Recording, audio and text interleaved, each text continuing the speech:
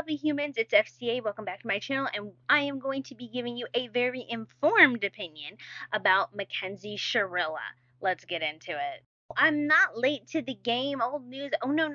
I am the most informed person because I'm the most informed person who doesn't have a team of researchers to reach out to law enforcement and do all the things, all right? It's just FCA doing it all. And what I did was went through hours and hours of YouTube footage. I was reading motions and filings in the case. I watched everything from Emily D. Baker, lawyer you know. I also watched Chris Cuomo interviews with, I've watched all of the videos on the Mackenzie case from Rotten Mango and from Annie Elise, and just a whole bunch of the interviews with Christine Russo. I've seen and watched so much stuff so that I could have the most informed opinion I could when it came to me doing this long form video. Shirilla say that the documentary makes Mackenzie look so bad. It makes her look bad. She does look bad in it, but I don't think that's because of Netflix edits. It's because Mackenzie is a bad person. You cannot make a bad person on the inside, and when their mask falls, you cannot make an evil, horrible person look good no matter what you do. Okay? She can put all the glam she wants on at the prison. It doesn't change that she's a horrible monster.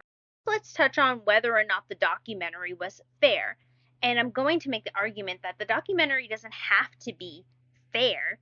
It's there to tell a compelling story. Yes, with facts and with clips from the trial and interviews with people that we are supposed to take whatever they say at face value for what they give us. However, the documentary is not going to be able, for time's sake, they do lots of cuttings because people tangent on unrelated things.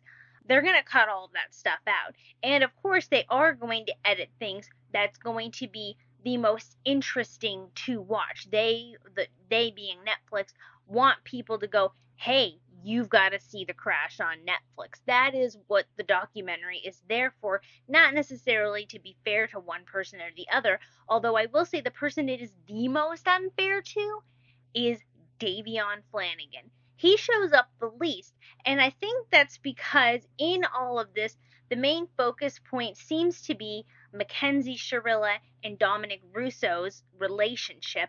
And Davion, as has been pointed out so many times, because he was one of the newer friends to the group, they had just started hanging out, and he made one unfortunate last-minute decision to go home with Mackenzie instead of going back with Bubba, that ended up changing and ending his life. Very sad and unfortunate. And because the crash was about the crash, whether or not Mackenzie was intentional, showing who Mackenzie was through the eyes of multiple people, and Davion was unfortunate collateral damage. But I do respect that he was not just backseat cargo, as his family has pointed out. And the Flanagans have been the most intelligent people in all of this. They have done the least amount of outside interviews, and I think that the Flanagans have done the most to try to cope, heal, and move on as best they can. They took out their frustration and sadness and created a fundraiser to help other kids get to go to barber school like Davion had wanted to do in his honor and name, and have been moving on privately or somewhat privately as much as they can. Let's touch on the suicide theory. So this has been a point of contention for a lot of things because Chris Cuomo, he's a piece of work. Can I just say that real quick? And in his interviews, he is very insistent that to follow the prosecution's way of doing things, you have to show that Mackenzie wanted to end her own life too. I don't think that's true. The prosecutor, even in the documentary, they don't have to prove that she wanted to end her own life. What they have to prove is that in that moment, she intentionally slammed the gas and ran into the building. We know happened is that it's not that Mackenzie wanted or had any ideology of wanting to actually end her own life. She just did not care. care about her life. She didn't care about Davion's life. She didn't care about Dominic's life. She didn't care about anybody who may have been passing the road the other way. Okay? She did not care about anyone who was crossing the street. She didn't care about anybody's life at all. She was making an impulsive, no hindsight, no forethought. There was no what happens after this moment. It was only because she seems to have some narcissistic tendencies. She's only thinking of how to get her way in this moment. And what she wanted in that moment was to hurt Dominic. What about the whole memory loss, medical pot situation? Well, I'm very conflicted about the memory loss because I just do not like who Mackenzie is as a person because she's horrid. I don't want to believe her. However, I will give the benefit of a doubt that there are a lot of people who, even in lesser car crashes, have experienced temporary or recent memory loss. So when she says she doesn't remember anything from that morning, she doesn't remember anything about that, I kind of believe her, just because that is something that can happen. She did have a serious injury to her head. She had suffered like an almost broken neck situation. So her possibly having actual memory loss, like I said, more of me doesn't want to believe her because I don't like her. But in reality, there is a very good medical chance that she may have experienced memory loss because of the crash. What I absolutely do not believe is this whole medical POTS blackout situation. First of all, there have been lots of people online who actually have POTS or who know people who have POTS who have explained that you get dizzy, you get nauseous, and that it's very, very rare for you just to have these random sudden blackout situations. Also, the people who were with her the most in that summer leading up to the crash, none of them, Rosie, Bubba, Faith, none of them had said that they had experienced her having POTS. All right? There was no medical expert because experts are not allowed to lie on the stand. Okay? So there was no doctor. Where's her doctor? The mom says she doesn't remember the doctor. You don't remember the doctor who told you that your daughter can randomly black out? And then the fact that they didn't tell the DMV so that Mackenzie wouldn't have any restrictions, register differently and have restrictions based on their medical things. And then for the mom to say, oh, well, she had it under control, except for the night of the crash. That was a problem. No one believes you. No one believes her. What it seems happened is that in 2017, Mackenzie had fainted and she was given some sodium tablets to balance her system, the sodium in her system. Having potassium and sodium imbalances can cause people to black out. This 2017 fainting episode seems to have been caused by malnutrition. There are multiple text messages and calls from people asking Mackenzie if she ate. She needs to eat. Did you eat? Because it seemed that because Mackenzie wanted to be a fashion model, she also seemed to have been experiencing a possible eating disorder or just not eating or really restricting what she ate because she wanted to be a model. She makes fun of people who are even a little bit bigger than her. She just, and she's mean about it and very, as other people describe, Regina George when it comes to other people's weights and BMIs. And even in a jail call from her mom, she was sitting there going, yeah, my POTS has gotten really bad since I've been in here. Like, I blacked out multiple times. All of the people who have come out from the prison who have gotten released and have done interviews and made live streams and stuff talking about Mackenzie, none of them ever seen her experiencing these blackout episodes. Mackenzie's telling her mom over the phone, I think because she knows they're recorded and the prosecution can hear them or her attorneys, she was trying to use that to bolster herself by going, yeah, it's gotten worse since I've been in here. And the mom's first thing is, oh my gosh, do we need to get you the sodium tablets? Did you see the nurse to get your sodium tablets? um, have you been to medical? Her mom doesn't ask any of that stuff. The first thing that Natalie Shirilla asks Mackenzie is, did you eat? Of text messages and in interactions with her friends, let's talk about her friends. We're going to talk about the one friend who was interviewed by police and detectives, Nina, who was at the party, one of the other people who was at the party or at the sleepover at Paul's house. Nina had agreed to she said that they were originally going to buy some shrooms and that they were going to smoke some weed. But nobody recalls, I'm going to speak for all of them here, none of the people who were there that night recall there being any fighting, arguing, tension, or whatever. And Nina really didn't come up a whole lot because it seems that she really was just kind of there. Then we have Paul. Paul was interviewed because it was at his house for the sleepover. And in his recorded interview with detectives and police, he says, yeah, I don't have enough friends to have some kind of a banger party. He goes, I just had a sleepover. I had to go to work. I told people they could chill at my house because him and Rosie are besties. And he's also really good friends with Bubba. Bubba and Rosie are friends with Davion. Bubba is one of Davion's really good friends or best friends because they were on the football team together and they had already been hanging out.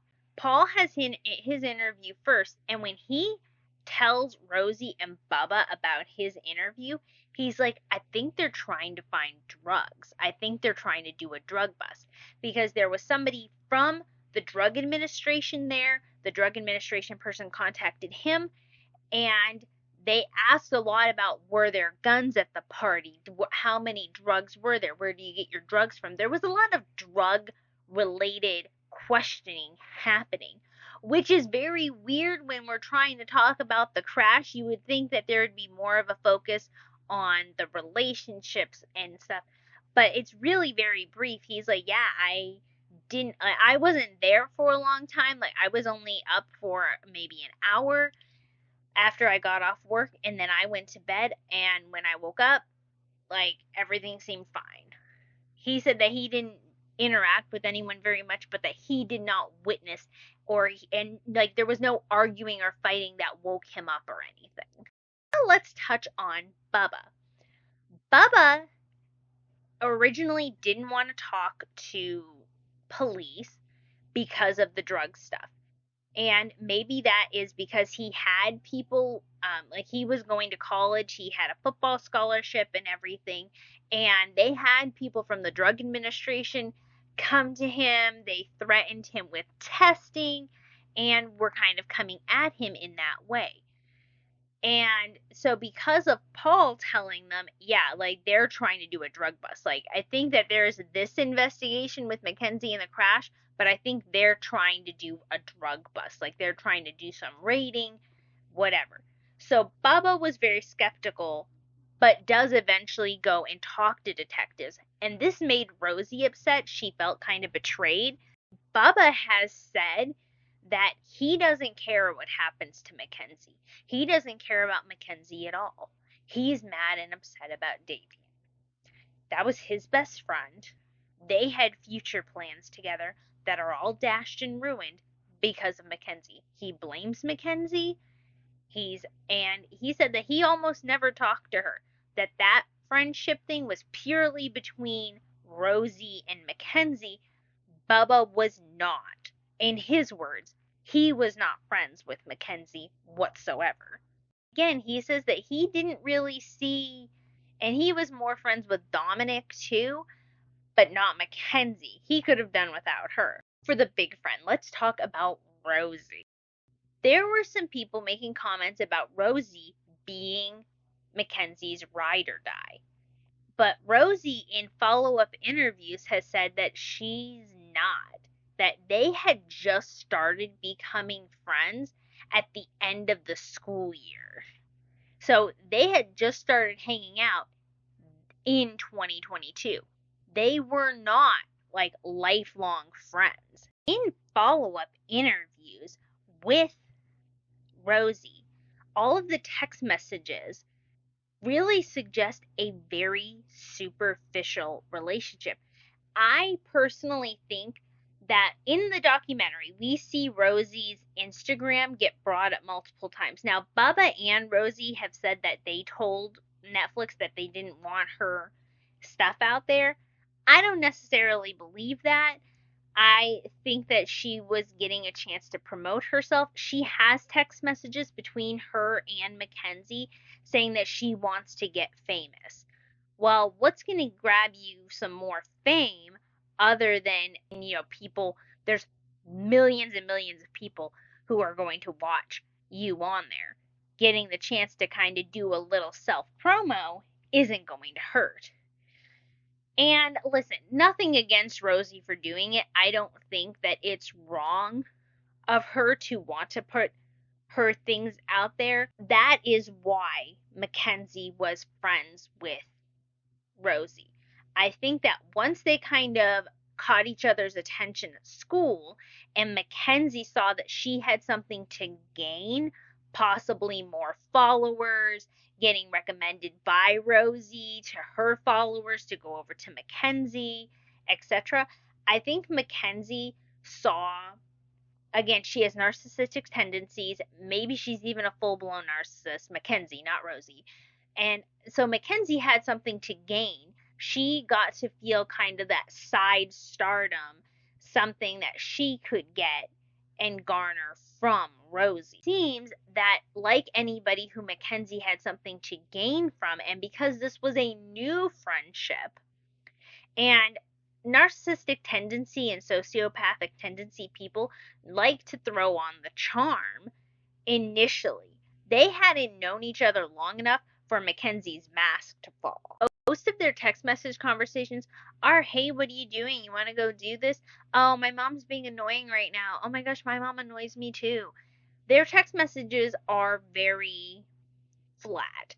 They don't talk about a lot of depthful things. Like Rosie never talked to detectives, but in her interview with Rotten Mango, she says she talked to the prosecutor and that there are, messages, they have reports that show that Rosie did talk to prosecutors at least twice.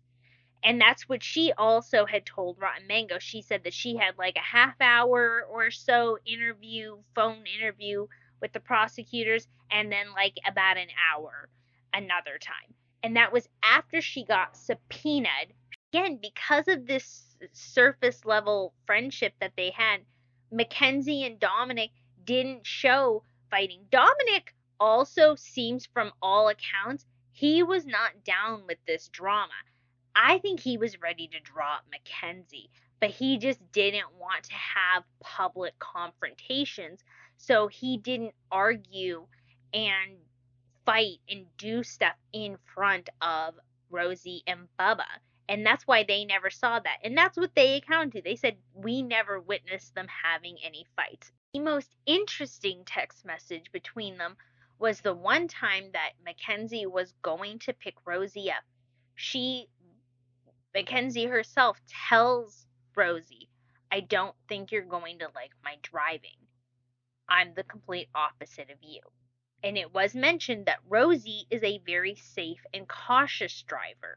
So if Mackenzie knows that Rosie is a more reserved driver, and Mackenzie's claiming that she herself is the opposite of that, she's saying and admitting to Rosie that Mackenzie is a reckless, not safe driver.